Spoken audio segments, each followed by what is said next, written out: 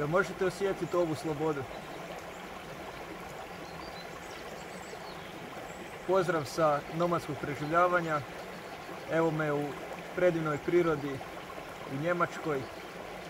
Nadam se da sam vam uspio prenijeti barem 5% od onoga kako sam ja to doživio i kako se osjećam u ovoj predivnoj netaknutoj prirodi.